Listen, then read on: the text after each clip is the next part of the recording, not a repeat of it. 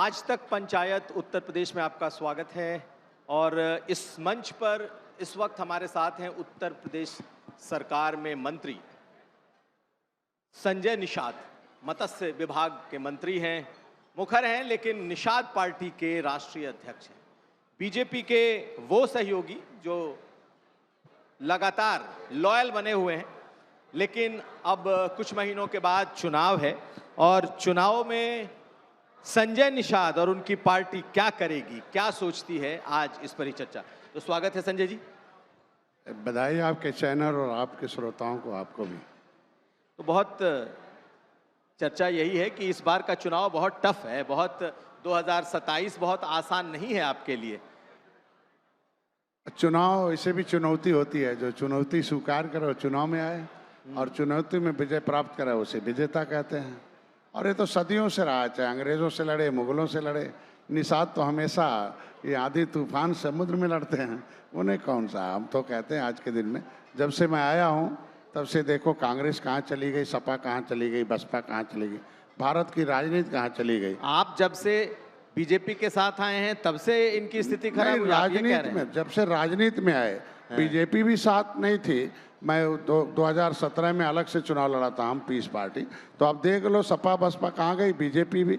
और मैं जब चुनाव गोरखपुर और फूलपुर का का हुआ तो 4 सीटें बीजेपी भी हार गई। ऐसा नहीं कह सकते हैं कि बीजेपी के साथ हैं। तो ये पूरे देश में निषाद हैं और पूरे देश के निषादों को ठगा गया। पूरे देश के निषादों ने मिलकर अंग्रेजों मुगलों को मौत के घाट उतारा था, अंग्रेजों में डुबो डुबो के मारा था। क्रिमिनल कास्ट घोषित जाति है, उजड़ा जाति है, मार्शल कौम है, पॉलिटिकल जाति है, निषाद राज का वंशज है। ये इतने गुण लेकर इसको झुआ भरोट को पौआ पिला रहे थे इतना दिन से। अब वो कहते हम पौआ नहीं पियेंगे बल्कि पावर में आएंगे, और पावर में आने के लिए मोदी तक अपनी आवाज़ पहुंचा दिया। 6 सालों के, आप तो समझे 7 साल बेमिसाल, 7 साल में इतना काम किया कि आप समझ सकते हैं कि कोई ऐसा मंच नहीं हो। एक बार मोदी जी जरूर हालचाल लेते हैं। नहीं, आप कह रहे हैं बहुत काम किया, लेकिन देखिए आपको सिर्फ एक मत्स्य विभाग मिला, तो आप खुश हैं या आपको लगता है कि जो दूसरे लोग जो खूब बोलते रहे, अब राजभर जी के पास कई कई विभाग हैं? अब तो जाते हैं, ज़्यादा जो कुछ है जान ही रहे, कुछ ज़्यादा कुछ बोलता है उसको शांत करने के लिए बहुत कुछ दिया जाता है। तो हमको लगता है भैया गए थे फिर आए तो लोगों ने अपने हिसाब से उसको तय किया होगा। हम लोग मर्यादा पुरुषोत्तम भगवान राम के आद बाल सखा हैं। हम मर्यादित रहे और मर्यादित रहेंगे। हम लोग मर्यादा की राजनीति करके इस भारत को फिर मर्यादा पुरुषोत्तम भगवान और फिर राम के उस राम राज को लाने की परिकल्पना करते हैं, जिसमें सभी जाति, सभी धर्म, सभी वर्ग के लोग बराबर हों और धीरे धीरे भारतीय जनता पार्टी। लेकिन आप संजय जी कह रहे हैं कि जो लोग ज्यादा बोलते हैं वो ज्यादा पा गए, और देखने में आ रहा है ना, जो आते और जाते हैं वो कुछ ज़्यादा ही पाते हैं, और जो एक साथ रहते हैं वो शांत रहते हैं। और शांति का एक परिणाम है उसका जो मॉरल, जो सम्मान मोदी हमें देते हैं, जो सम्मान योगी जी हमें देते हैं, और समाज और राजनीति में जो सम्मान हमें है, हमको लगता है हम लोग खुद संतुष्ट हैं। और जो कि हम लोग एक विचारधारा की राजनीति करते हैं। हम अपने उस निर्बल समुदाय जो उजड़ा हुआ है उसको विकास की मुधारा में लाना चाहते हैं। उसका नतीजा मेरे 2 सरकारी वकील हैं आज के दिन में, चंदन निषाद यहाँ, 3 आयोग के सदस्य हैं, 1.5 दर्जन हमारे जो आज के दिन में सभासद बनाए हों, 3 आयोग के सदस्य हैं हमारे जो है। तो ये इतने कम समय मैं दोनों सदनों का, आप कहते हैं कि बहुत आप मर्यादा की राजनीति करते हैं, विचारों की राजनीति करते हैं, लेकिन आरोप तो आप पर भी परिवार की ही राजनीति का लगता है। बेटा सांसद, बेटा विधायक, आप मंत्री, एमएलसी होगा तो आप जाएंगे, मंत्री बनेंगे तो आपके लोगों के लिए कितनी जगह है इस पार्टी में? देखिए, जो वकील होगा उसी को वकालत की जगह दी जाएगी। ये राजनीति है। ये कई सीट लोकसभा की थी तो प्रवीण जी को कमेटी ने तय किया लड़ेंगे।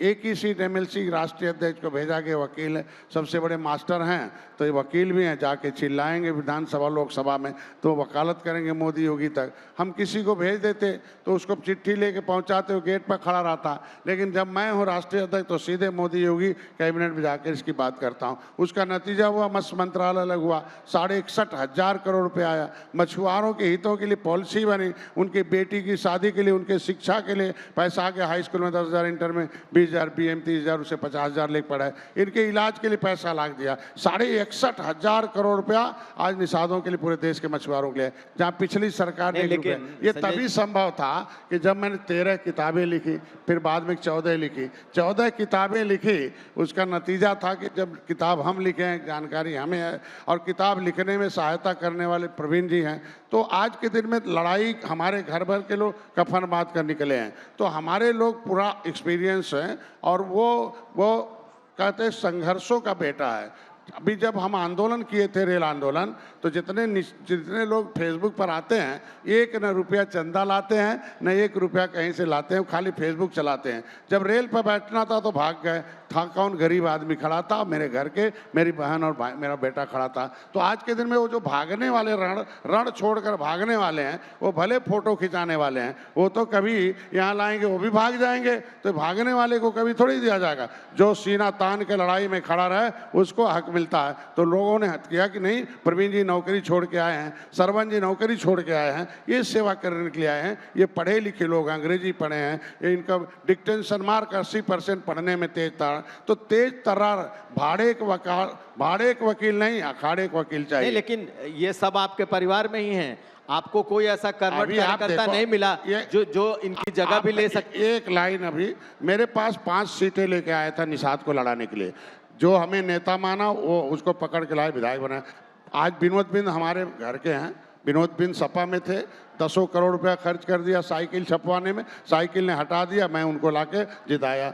आज के दिन पीयूष रंजन को टिकट भाजपा ने काट दिया, मैंने 12 का सीट वापस करके फिर उनको सीट लेके उनको जितवाया। वो तो हमारे वंश के है ना। ये खाली बदनाम करने के लिए कहा। एक ही बेटा मेरा विधायक है, लेकिन 2 दूसरे परिवार के लिए, लेकिन जेनेटिकली वो हमारे खून के हैं। इसलिए एक एक कार्यकर्ता निषाद राज का वंशज है, इसलिए मैं उनके बेहतरी के कारण, मेरे अपने घर का एक आदमी आयोग का सदस्य नहीं है। मैं लिख के देता तो मेरी बहन सबसे सीनियर थी, मेरा भाई था, सबसे शुरू में किया, लेकिन मैंने नाम नहीं दिया। जो मेरे कलम में ताकत था, वो चूंकि टिकट मोदी अमित शाह जी देते हैं, जीतने वाला कौन है उसी को लड़ाते हैं, लेकिन मेरे कलम में ताकत था तो आयोग का सदस्य मैंने दूसरे घर के लोगों को बनाया, जो भी था। आज के दिन में हक उनका बनता है। मैंने सभासद अपने घर में किसी को नहीं बनाया, अपने लोगों को बनाया। लेकिन संजय जी, अब सवाल ये भी है कि आपकी सीट होती है और उस पर दावे अब दूसरे कर रहे हैं। अब अतरौलिया आपकी सीट है, आप वहां लड़े, लेकिन अब सीना ठोक के ओम प्रकाश राजभर कहते हैं कि मैं यहाँ लड़ूंगा। उनको लड़ना है तो आके लड़ लें। दूसरी, आप कालपी गए, कालपी से जो लड़े वो सपा से जीत करके आए, अब भाजपा को समर्थन दे रहे हैं। तो आपकी सीट पर दूसरों की नजरें हैं और सीना ठोक के कह रहे हैं कि हम लेंगे, आप कुछ कर नहीं पाएंगे। देखो, भारतीय जनता पार्टी ने कहा था कि गोरखपुर जाओ, तुम ग्रामीण सीट पर तुम लड़े हो, 40,000 वोट पाए हो, वहाँ बेटे को लड़ा दो और वहाँ जीत जाएगा। मैंने पूरे 5 साल लड़ाई की। अंतिम में जब 15 दिन रह गया तो अमित शाह जी ने कहा वहाँ मत लड़ो, जाके चौरी चौरा लड़ो। अंतिम फैसला तो उनका है ना। आज के दिन में अगर राजनीतिक सलाहकार, अतरौलिया के बारे में मैं वही आ रहा हूँ। कृष्ण जैसे सलाहकार थे तब जो है अर्जुन जीते थे, शकुनी मामा जैसे सलाहकार थे, सब जो है कौरव हार गए। आज के दिन में सलाहकार कैसे हैं? अगर निषाद पार्टी का टिकट कटवा के अगर कोई दूसरी पार्टी का टिकट लेता है तो निषाद वोट काहे देगा भाई?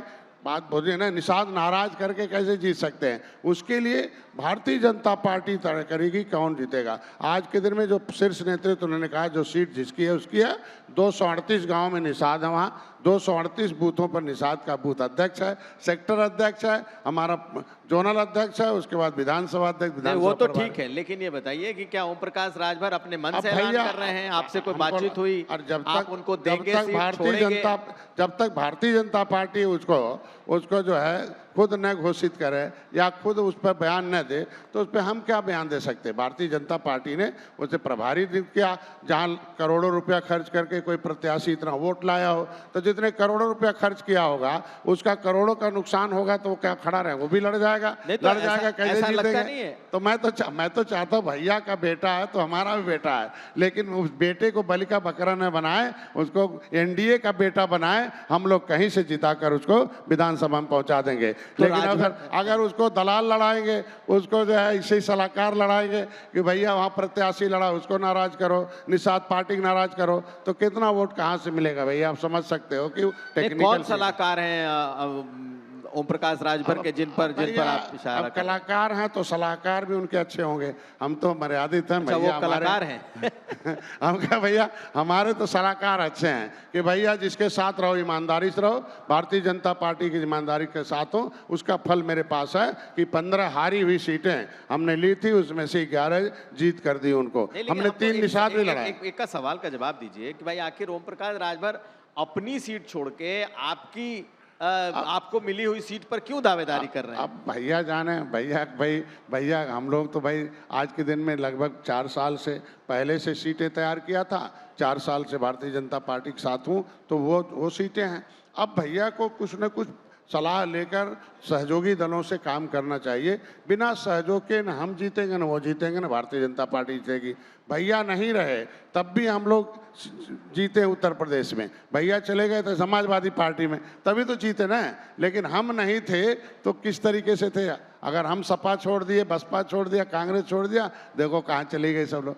तो ये निषाद 18% आबादी पूरे प्रदेश में है। 403 विधानसभाओं है, उसमें हमारे बूथ अध्यक्ष हैं, वहाँ सेक्टर अध्यक्ष हैं, 403 पर हैं। जहाँ भाजपा लड़ेगी वहाँ नहीं जाऊँगा, जहाँ और लड़ेंगे वहाँ जिताऊँगा। हम जहाँ लड़ेंगे वहाँ में जिताएंगे। और हमसे कोई लड़ेगा तो हम क्या करें? हम किसी से लड़ने के लिए नहीं आए, हम सपा और बसपा से लड़ने के लिए आए, भाजपा के खिलाफ। चलिए आप बताइए, आप अपने मंत्रालय से खुश हैं कि आपका मंत्रालय बहुत अच्छा काम कर रहा है, सरकार बहुत अच्छा काम इसलिए खुश हैं कि हम राष्ट्रवादी सोच के लिए, जैसे आपका चैनल राष्ट्रवादी है, राष्ट्र के नाम पर तुरंत खड़ा हो जाता है, पाकिस्तान के नाम पर तुरंत विरोध में खड़ा हो जाए। आपका चैनल राष्ट्रवादी चैनल है। उसी तरीके से इस देश में राष्ट्रवादी जातियां हैं, 24 कैरेट के वो राष्ट्रवादी हैं जो देश के लिए लड़े हैं, उजड़े हैं। पाइपलाइन में पॉलीथीन में भूमि नहीं है, भूमिहीन है, ऐसे लोगों को शिक्षा छीनी गई है, रोजगार छीना गया, उनकी भूमि छीनी गई, घर द्वार छीना गया,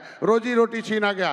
उनको दिलाने के लिए आया हूँ। वो देंगे तो मोदी देंगे, देंगे तो योगी देंगे, केंद्र में राज्य में उनकी सरकार है। बल्कि मिला हुआ लेकिन आप जिस मुद्दे पर लड़कर मिले हुए छीनने वाले, क्रिमिनल टाइप्स एक्ट इंक्वायरी अंतः समय निगार का रिपोर्ट कहता है ऐसी जातियों को 74 प्रकार की व्यवस्था दी जाए। कांग्रेस ने छीन लिया। जब ये जाति जाग गई तो कांग्रेस से सच्चा छीन ली। इनको वर्ग 3 की जमीन तो भाजपा ने दे दिया। वर्ग 3 की जमीन थी, बसपा ने छीन लिया, सत्ता से बाहर हो गई। इनका इनका पढ़ाई लिखाई अनुसूचित जनजाति विमुक्ति जनजाति के रूप में निषाद पढ़ते थे। अनुसूचित जाति अनुसूचित जनजाति का सर्टिफिकेट मिलता था, लेकिन अभी तक तो मिला नहीं ना आपको। सपा ने हमारा विमुक्ति जनजाति छीन ली, कह दिया ये है पिछड़ी, खाए खिचड़ी। तो मैं कह रहा हूँ आज के दिन में भारतीय जनता पार्टी पहल कर रही है, छीन नहीं रही, पहल कर रही है। पहली बार है प्रमाणिक दस्तावेज इन लोगों ने गायब कराया। मैंने योगी को पत्र लिखा, योगी RGI को लिखे, RGI register of general of census of India ने लिख कर दिया कि केवट मल्ला मझवार अनुसूचित जाति का हकदार है। नोडल विभाग सामाजिक न्याय मंत्रालय है, वो करेगा। तो इसका मतलब पहल कर रही है। अब भाजपा को करना होगा। अब नहीं किया तो 43 सीट हार गई। अगर भाजपा को जीतना होगा और तो निषादों का आरक्षण पर विचार करना हो, क्योंकि भाई देखो जमुना गंगा के किनारे सभी सीटें हार गई। किनारे देखो, बलिया देख लो, आजमगढ़ देख लो, गाजीपुर देख लो, मछली शहर देख लीजिए, इलाहाबाद देख लीजिए, चित्रकूट बांदा देख लीजिए, फतेहपुर देख लीजिए। ये सारी सीटें कैसे क्यों हार गए हैं? क्योंकि ये इन जातियों के साथ थोड़ा धोखेबाजी हुई। मैं चाहता हूँ इनका आरक्षण मिलेगा। क्यों नहीं? क्योंकि देखो जब हम देने वाले के साथ रहेंगे मिलेगा। हमें लायक बनना पड़ेगा। दलित लायक बने, ले लिया। लेदरमैन लायक बने, ले लिया। वो मिल्कमैन लायक बन के मिल गया, तो फिशरमैन को भी लायक बनना पड़ेगा। लायक का मतलब अपने नेता, अपने पार्टी, अपने नीतियों की। तो मैं अभी सदन में उठाता हूँ, पहली बार है 51 विधायक आरक्षण की आवाज उठाए हैं। जिस विधायक को निषादों का वोट लेना होगा, सदन में आवाज उठाकर उसके हित के लिए खड़ा रहेगा, तब तो वोट पाएगा। हम कहते हैं सदन में कानून बनेगा, विधानसभा में कानून बनेगा। और कानून बनाने के लिए विधायक आता, विधायक को अगर निषाद का वोट चाहिए तो उसको उसकी आवाज को बनना पड़ेगा। 51 हो गए, इस बार 251 आवाज उठाएंगे और निश्चित सदन में पारित होगा। इससे पहले तो निषाद। ये बताइए कि जब अखिलेश जी ने PDA का नारा दे दिया 2024 के चुनाव में, तो सारे निषाद या बड़ी तादाद में निषाद शिफ्ट हो गए। तो आपको लगता नहीं कि PDA का नारा ज्यादा चल रहा है और आप लोग जिस जिस मुद्दे को लेकर के आए थे, या तो उससे आप भटक गए, या फिर अब अखिलेश यादव पिछड़ों के बड़े नेता बन के निकले हैं, ऐसा लगता नहीं आप? देखिए, समाज में 1000 जाति है, लेकिन संविधान में 4 जाति है। एक सामान्य जाति, एक अनुसूचित जाति, एक अनुसूचित जाति, एक अनुसूचित जनजाति। ये आज का नहीं है, ये देश में हमारे लोगों ने अंग्रेजों मुगलों के गर्दन पर तलवार रख के लिखवाया। 1931 में सेकेंड इंडिया एक्ट में ये जो शेड्यूल कास्ट एक्ट बना था, SC/ST प्रोटेक्शन एक्ट बना था, उसमें अनुसूचित जाति की सूची थी। लेकिन क्या हुआ कि अनुसूचित के नाम पर लेदरमैन ने ठग लिया, पिछड़े के नाम पर मिल्कमैन ठग लिया। मेरा सवाल पॉलिटिकल है, मेरा सवाल पॉलिटिकल है। आपको लग रहा है कि अखिलेश यादव जो PDA का नारा दे रहे हैं, इससे आप लोगों को सीधा नुकसान हो रहा है? क्योंकि PDA के नाम पर वो जीते नहीं थे, वो झूठ बोलकर जीते थे कि संविधान खतरे में है, आरक्षण खतरे में है। मोदी जी का भाषण काट के आगे का पीछे उन्होंने दे दिया, अमित शाह जी का भाषण। तो झूठ एक बार चलता है, कभी बबूल के नीचे एक आम मिल जाए, बबूल आम थोड़ी पड़ता है। अब समाज जाग गया है कि PDA नहीं, अनुसूचित का हिस्सा सभी 66 समूह को चाहिए, लेदरमैन को नहीं चाहिए। OBC का हिस्सा सभी को चाहिए, केवल मिल्कमैन को नहीं चाहिए। 28 लाख नौकरी उत्तर प्रदेश में है।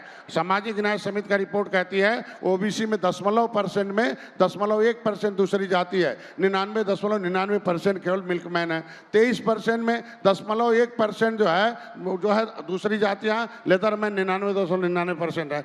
बताइए, 28 लाख नौकरी में 14 लाख रिजर्व हो गई, 7.5 लाख नौकरी केवल मिल्कमैन लेगा, 6.5 लाख नौकरी जो है लेदरमैन लेगा। अदरमैन लात खाएगा, ये ननकू राम कन के घूमेगा। ये तब था जब अंग्रेजों से लड़ रहे थे तो नहीं पढ़ रहे थे, अंग्रेजों को मौत के घाट उतार दिया, देश आजाद हो गया। अब पढ़ लिख रहे हैं, पढ़ रहे हैं, अब जान रहे हैं। तो कौन है ये? 14.5 लाख नौकरी का मतलब हो गया कि 14 अरब रुपए जा रहा। 1 लाख अगर रेशियो जोड़ा जाए तो 7.5 अरब रुपए केवल मिल्कमैन के वहां जा रहा, 6.5 अरब रुपए केवल लेदरमैन के जा रहा। अदरमैन ऐसे देख रहा है, अब नहीं देखेगा। वो जान रहा बटन दबाने से गया आती साइकिल, अब वो छूने के लिए तैयार नहीं है। इसीलिए सपा हार रही है, बसपा हार रही है। ये बताइए, चलिए ये बताइए कि क्या 2027 में आप इसी गठबंधन में रहेंगे या आपके भी ऑप्शन खुले हैं? देखिए, ये राजनीति है, राजनीति अवसर खोजता समाज को हक दिलाने के लिए। सपा के साथ मैं अलग से लड़ा, भाजपा पूरे कोशिश किया जाए। 2017 में मैं नहीं गया। 2017 में जब मैंने चुनाव लड़ा तो सपा बसपा हार गई, खत्म हो गए। मैंने 40-50 वोट पाया, तो गोरखपुर सीट खाली हुई। सपा के लोग संपर्क में आए, हमने कहा सुधार कर लो भाई। कहना क्या? कहना आप पिछड़ों के नेता हो तो पिछड़े की बात करो, दलितों की नेता हो दलितों की बात करो, दोनों एक हो जाओ। अगर चाहते हो कि दोनों का भला हो जाए तो एक हो जाओ। तो मैंने 2018 में गोरखपुर में योगी की सीट खाली हुई। अगले चुनाव पर बताइए। हो गए, वही बता रहा हूँ ना। ये दोनों एक हो गए, दोनों एक किया तो गोरखपुर, फूलपुर, कैराना, नूरपुर जीता। भाजपा ने जब सपा ने दरवाजा बंद कर दिया 2019 में, तो मैं भाजपा के पास आ गया। अब भाजपा दरवाजा बंद करेगी तो कुछ न कुछ विचार करना ही पड़ेगा समाज को हित दिलाने के लिए। भैया अभी तो दूसरे में किसके साथ जाएंगे? क्या अखिलेश जी के साथ दोबारा जाने को सोच सकते हैं? नहीं, जब एक्टर में मान लीजिए आप बाहर, हम लोग हैं बरामदे में, आपने दरवाज़ा बंद कर दिया, आधी तूफान है, तो जो गेट खोलेगा वहीं चले जाएंगे। हम कहते हैं जहाँ सुरक्षित होगा वहीं चले जाएंगे। भाई दरवाज़ा तो बंद कर, काहे दरवाजा? पहले भाजपा दरवाज़ा क्यों बंद करेगी? कारण तो कुछ ऐसा दिखाई नहीं देता। हम 18% वोट हर प्रदेश में मैं उनकी सरकार बनवा रहा हूँ। आज के जा रहा हूँ, गले मिल रहे हैं योगी जी। त्रेता का गठबंधन है, भगवान राम ने निषाद राज को गले लगाया, ये जो मोदी योगी ने गले लगाया। कहा जा रहा है कि आप सपा के भी संपर्क में हैं, ऐसा है? वो पहले तो उनके लोग ही मेरे संपर्क में, जितने हिंदुत्ववादी विचारधारा के लोग हैं, वो कहते भैया यहाँ थोड़ा सा वो क्या नाम, औरंगजेब वाली विचारधारा है, इसलिए हम लोगों को। मैं इसी पे आ रहा था, उनके लोग बताइए कि राजनीति में कोई दुश्मन नहीं होता है। एक बार मित्रता हो गई तो मित्र तो रहेंगे ही, शत्रु तो बनेंगे नहीं। आते जाते तो रहते हैं, चाय तो पीते ही हैं। ऐसा तो नहीं कहेंगे हम चाय पीना जैसे शिवपाल कह दिया एक बार कि भाई ये निषाद जी मैं थोड़ा काम में चाय पीना चाहता हूँ। हमने कहा आप सीनियर आदमी, आप कैसे, हम आपको बुलाएं? मैं ही आ जाता हूँ। मैं ही चला गया। उनका एक ट्रांसफर था, बल्कि अधिकारी ने किया भी नहीं। अब क्या मैसेज चला गया, किया भी नहीं। अच्छा, आप शिवपाल जी के घर गए, उनके ट्रांसफर के लिए शिकायत भी कर दिया लोगों ने, भाजपाइयों ने, कि शिवपाल की यहाँ चाय पीने गए थे। तो भाई योगी जी ने कहा भाई देखो वो नेता रहा है तो कहीं भी जा मैंने बता दिया सही सही बात। देखो हम लोग विचारधारा की राजनीति करते हैं। अभी भारतीय जनता पार्टी की विचारधारा है कि निचले पावदान पे रहने वाले लोगों की जो विकास की मुख्यधारा में लाया जाए, तो डॉक्टर संजय की विचारधारा तो है। आपकी विचारधारा क्या है? क्या आप भी हिंदुत्ववादी विचारधारा से प्रेरित हैं? हमारी विचारधारा है कि जो देश को आज़ाद किए हैं, कानून से उजड़े हैं, अंग्रेजों मुगलों से लड़ने के नाते उजड़े हैं, उनकी भूमि जमीन जायदाद छीन ली गई, रोजी रोटी छीन ली गई, तो 74 प्रकार की व्यवस्था देकर इनको विकास की मुख्यधारा में लाने आप खुद को हिंदुत्ववादी मानते हैं? मैं हमारा संविधानवादी हम विचारधारा के हैं, जो संविधान लागू कर रही है मोदी कर रहे हैं। भाई देखो पहले समाज कहता था कि नहीं, इसलिए क्योंकि आप मुद्दे उठा रहे हैं ना। आप कहते हैं कि जो निषाद राज के किले पर जो मस्जिद है, जो मजार है, उसको हटाया जाए। आप भी सालार गाजी मसूद की को हटाने की बात करते हैं, तो आप क्या खुद को भी बीजेपी की ही लाइन पर मानते हैं? अरे मैं तो कहता हूँ जिसने भी हमें लूटा है, हमें अपनों ने लूटा, गैरों में कहाँ दम था। अब किश्ती वहीं डूबी जहाँ पानी कम था। जो अंग्रेजों की दलाली कर रहे थे आज मालामाल हैं, जो अंग्रेजों के साथ गद्दारी कर रहे थे इसके मालामाल हैं, जो देश के लिए लड़ रहे थे वो गरीब हैं, जो देश के लिए लड़ रहे थे उनके साथ निषाद पार्टी है। हम लोग हैं जो अंग्रेजों के साथ रह के लड़ रहे थे रेजिमेंट में। हम बते महार रेजिमेंट है, महार रेजिमेंट में कौन थे भाई? महार रेजिमेंट में लेदरमैन भर्ती थे, वो बंदूक चला रहे थे अंग्रेजों की तरफ से, हम देश के लिए लड़ रहे थे। आज के दिन में तब भी बंदूक चला रहे थे, अब कलम चला रहे हैं, गरीब बना रहे हैं। तो मेरा एक लाइन का है कि निषाद पार्टी का एक ही है कि पहले था कि झोपड़ी वाले कमाएंगे, खोपड़ी वाले खाएंगे, अमीर कमाएंगे, गरीब खाएंगे। संविधान आ गया कि अमीर लोग कमाएंगे और गरीब के बेटे को केवट मल्ला बिंद कश्यप कहार दीवार बेकार लेदरमैन वासरमैन के बेटे को पढ़ाएंगे। लेकिन लेदरमैन लायक है, थोड़ा चालाक है, इसलिए लागू है। वासरमैन हमारे लोग थोड़ा सा पौआ छुआ भरोट पौआ पी के बर्बाद हो रहा है। तो इसलिए मैं चाहता हूं कि ये संविधान में अधिकार है, संवैधानिक अधिकार सबको मिले। भारतीय जनता पार्टी अगर 14 लाख नौकरी में 7.5 लाख हाथ साइकिल को खिला रही है, 6.5 लाख हाथी खिला रही है, तो किस मुंह से वोट पाएगी? मैं चाहता हूं जो हाथी वाले खा रहे हैं अदर मैन को दिया जाए, जो साइकिल वाले खा रहे हैं वो सबको दिया जाए। इनका जितना हिस्सा बनता है उतना दिया जाए, बाकी का हिस्सा सबको दिया जाए। मेरा नाम ओबीसी से खारिज हो, अनुसूचित में प्रमाण पत्र जारी हो। हम संविधान बनवाए हैं, संविधान में मिला हुआ हिस्सा लिखा हुआ है मझवार, तो हम कहते 24 नंबर पर चमार भाई लागू है, 30 नंबर पर धोबी भाई लागू है, 53 नंबर पर मझवार, हम केवट मल्ला माझी मझवार हैं। राष्ट्रपति लिखा है। उत्तर प्रदेश की जो हमारी सरकार जो राज्यपाल हैं वो भी 31 दिसंबर 2016 को हमें कह रखा है कि केवट मल्ला पिछड़ी नहीं है, अनुसूचित है। तो हम कहते हैं राष्ट्रपति और राज्यपाल की उस अधिसूचना को लागू होना चाहिए। ये लागू सरकार करेगी, इसलिए हमारी सरकार, हम लोग सरकार के साथ हैं। बहुत शुक्रिया संजय जी बात करने के लिए। तो संजय निषाद आज तक पंचायत के मंच पर थे और उन्होंने खुलकर चुनाव को लेकर अपनी बात रखी। बहुत शुक्रिया सर बात करने के लिए। धन्यवाद।